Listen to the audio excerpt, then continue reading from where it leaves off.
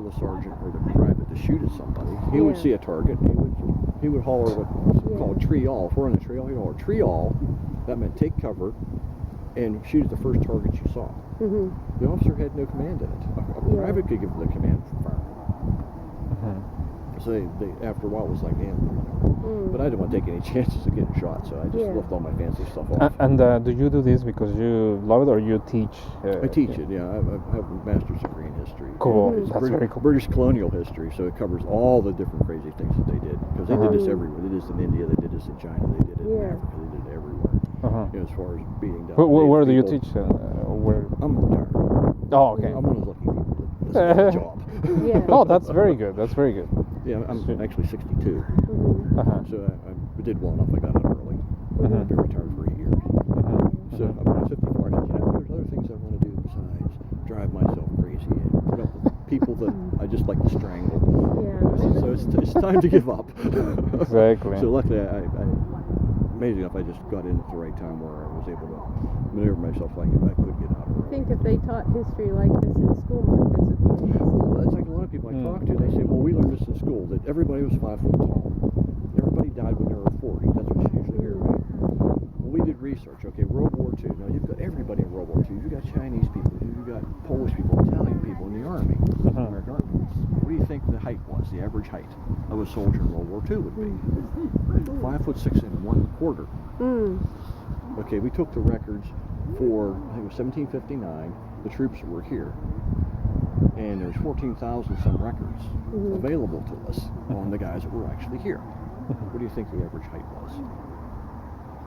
not the same then? 5'6". How about So there's only a 1/4 inch difference. It could be due to that more accurate measurement because see that halberd ever leaning in the tree? It should have notches on it. That's how they would measure somebody to sign up. They'd hold the stick up to them and go like this and see what inch it came to. But if you were under 5'4", you couldn't join the army unless you're under 18. You could join when you're 14. So they would mark it and they would calculate. Okay, you're 14. You're 5 foot tall. You'll get up past your 5 foot. Yeah. Go ahead and sign up. But what we found, people are 5 foot can't fire a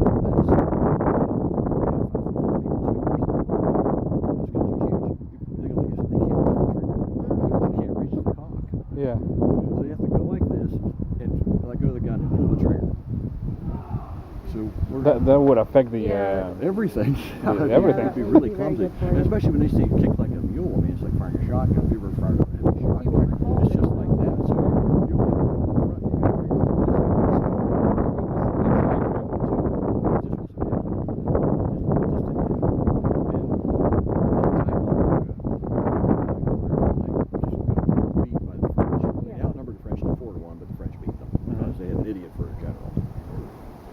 So the Highlanders had to send a dispatch back to the king explaining what happened to Ticonderoga because they were like the main force that was up there. They also lost almost 3/4 of the people.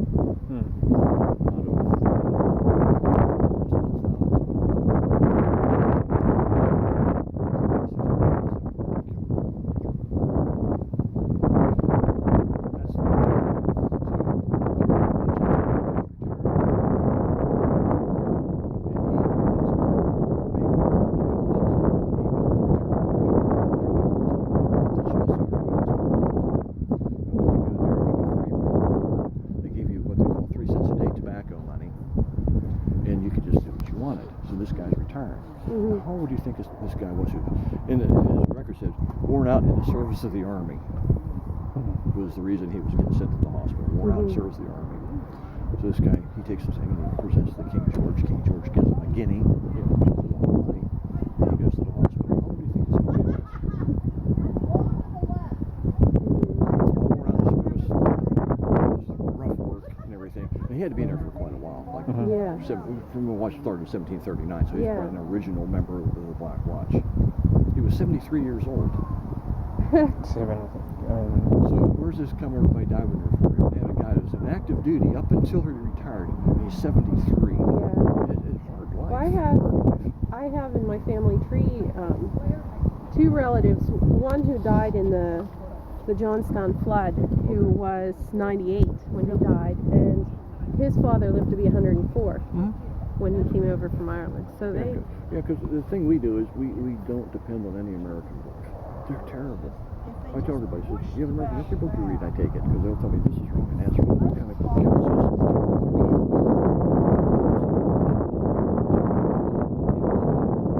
So that's where you can find the best books. Yeah, the thing is, they're like the rules. The British don't throw a piece of paper. You want to look and see what they ate on January 24, 1754. You can find the paper tells you what they were having. It's just that involved.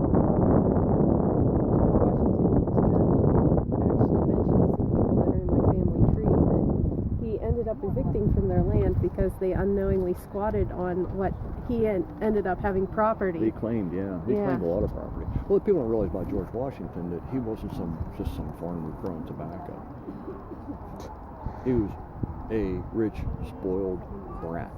Now, what do rich, spoiled brats do now? They go into the extreme skiing or the snowboarding off of cliffs and stuff like that. But they didn't have that back then. So what do? You join the army. And when you get to that excitement, when you get to that adrenaline rush, you join the army. And that's all George was. He was just a bored, spoiled brat. And the only thing he wanted in his whole life was to be a British officer, official British officer. You can you can see that. Well, the reason that at the time, like the people, it was very normal to squat before it was legal to live west well, of it the was unclaimed Alleghenies. land, yeah. But it just happened to be coincidence that he had gotten this land deeded to him. And back then, I imagine it was like having a plot of land assigned you in the moon. Like, you know, it wasn't People could write off necessarily pretty official-looking papers and give it to legitimate you. deed. And Yeah. there were a lot of people that would do that. But- They say, "Oh, in Richmond we have 1,000 acres to sell in Western Virginia," and they make you a little deed and a little ownership thing, and you give them the money, and they go out there and it's like getting swampland in Florida. Yeah. I mean, Yeah, You get exactly.